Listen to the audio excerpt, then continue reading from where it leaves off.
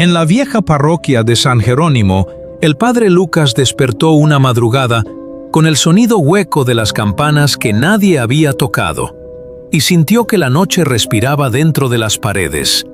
Los vitrales temblaban con un viento que no venía de afuera, y el crucifijo sobre el altar se movía como si tuviera vida propia.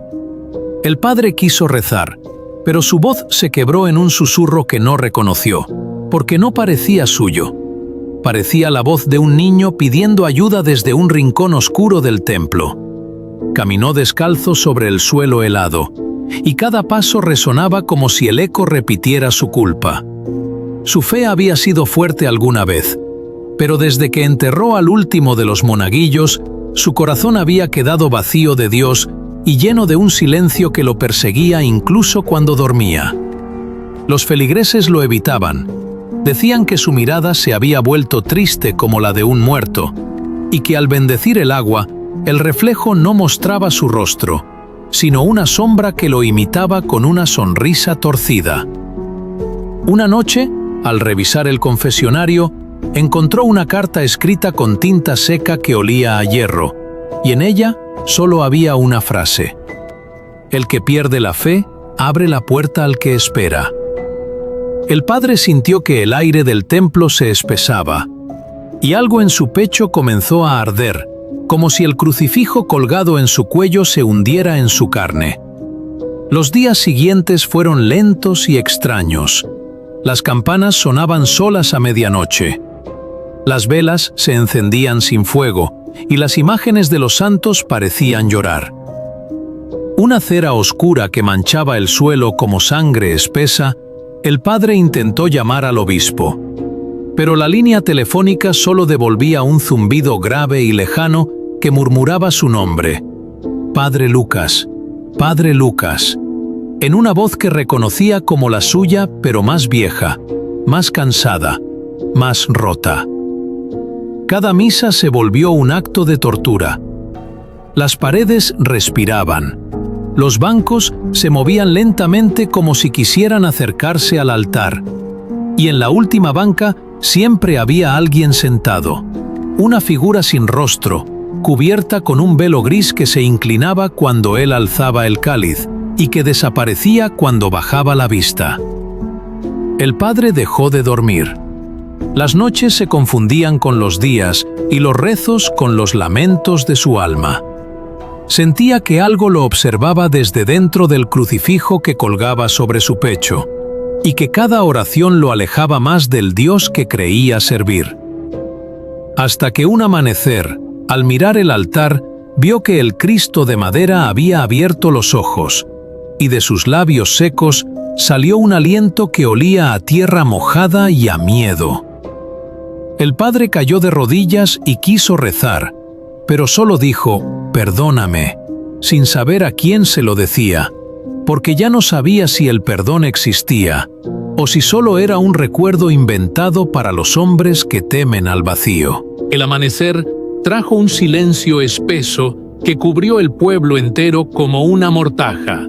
Las puertas de la iglesia estaban abiertas, y un olor a cera quemada salía desde el altar. El padre Lucas caminó hacia la sacristía, y cada paso sonaba como si alguien más caminara detrás de él. Pero al mirar, no había nadie, solo sombras que parecían respirar. Las paredes temblaban como si el edificio se quejara, y el crucifijo colgado en su pecho latía con un pulso ajeno. Su piel ardía bajo la tela de la sotana, y el sudor tenía el sabor amargo del miedo. Las imágenes de los santos lo observaban con ojos huecos, y una de ellas, la del arcángel. Miguel comenzó a llorar lágrimas negras que se deslizaban por el suelo, formando un camino hacia el confesionario, donde la penumbra era más densa. El padre siguió esas lágrimas hasta encontrarse frente a la vieja puerta de madera, y al abrirla, vio su propia sombra sentada dentro. La sombra lo miraba sin ojos, y en su voz escuchó las palabras que lo desgarraron: «Te dije que no predicaras lo que no crees». El padre retrocedió tropezando con los bancos, pero el crucifijo lo jaló hacia adelante, como si una fuerza invisible lo empujara al suelo, y una voz grave surgió desde el altar diciendo que su fe había muerto el día en que dejó de amar a los pobres y se arrodilló ante el oro de la iglesia. El padre gritó que no era cierto, pero el eco le devolvió su propia voz repitiendo: «No es cierto, no es cierto», hasta que la frase se rompió. En un llanto desesperado, cayó de rodillas y sintió que el piso se abría bajo él, como si la tierra quisiera tragarlo. Una oscuridad húmeda lo envolvió, y dentro de ella oyó las voces de todos los que había confesado, voces que pedían perdón y maldecían al mismo tiempo, voces que lo acusaban de no creer, de fingir, de usar el nombre de Dios como escudo contra su propia culpa. Las voces se mezclaron hasta volverse un solo murmullo que decía que él debía pagar con su alma, y cuando intentó arrancarse el crucifijo, notó que la cadena se había fundido a su piel. Entonces comprendió que no podía huir, porque la cruz no era un símbolo, era una prisión que él mismo había forjado con sus dudas. Se levantó temblando y miró el altar, que ahora brillaba con una luz roja detrás del Cristo. Tallado, la pared respiraba como carne viva, y en su superficie apareció una forma humana que se movía al ritmo de su propio corazón. La figura sin rostro que lo observaba. Cada misa estaba allí dentro de la pared, y extendió una mano delgada hacia él. Sus dedos eran huesos envueltos en sombra, y cuando tocaron su frente, una corriente helada lo atravesó.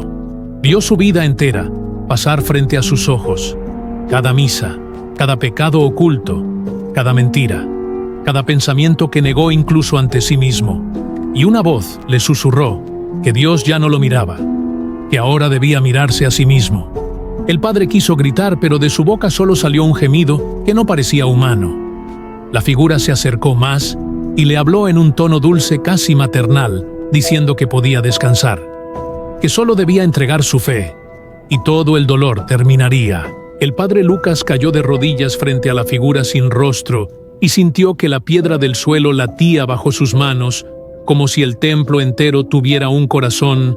La voz dulce seguía hablándole, diciéndole que solo tenía que dejar que el crucifijo bebiera su fe, que así encontraría la paz que tanto buscaba.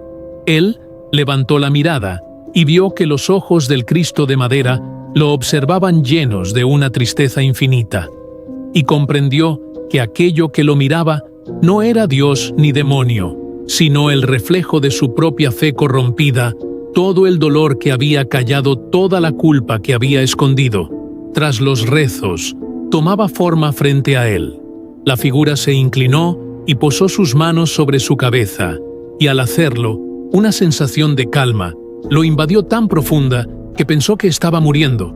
Pero no era muerte, era silencio. Un silencio tan denso que apagó el sonido de las campanas, el viento y su propio corazón.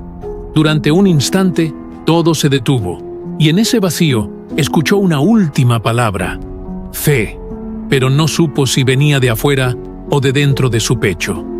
Cuando abrió los ojos, el templo estaba vacío. La luz del amanecer entraba por los vitrales rotos, y el crucifijo sobre el altar se había vuelto negro, como carbón. Lo tomó con las manos, y al hacerlo, el metal ardió, pero no soltó el fuego. Lo consumía sin quemarlo, porque ya no quedaba nada que pudiera doler. Salió de la iglesia y vio que el pueblo estaba cubierto de una neblina espesa. Ninguna voz, ningún pájaro, solo el eco de las campanas que sonaban desde lejos, aunque sabía que nadie las tocaba. Caminó por las calles vacías, y cada puerta que pasaba se abría sola, mostrando interiores donde el tiempo parecía detenido. Mesas con platos servidos, sillas caídas, velas consumidas hasta la mitad. Todo cubierto por una capa de polvo, como si la vida hubiera escapado de golpe al llegar al cementerio. Vio las tumbas abiertas, y en una de ellas su propio nombre tallado en piedra fría. Se acercó despacio, y al tocarla sintió que el suelo lo absorbía. Un susurro le dijo que ya había sido perdonado, pero que debía quedarse para siempre con los que habían perdido su fe. El padre no resistió la voz. Se volvió una canción antigua en un idioma que no entendía, pero que le llenaba los ojos de lágrimas. El viento sopló fuerte y la niebla se cerró sobre el cementerio. Y cuando el sol apareció, el templo de San Jerónimo ya no estaba solo. Quedaba el crucifijo apoyado en una piedra ennegrecida.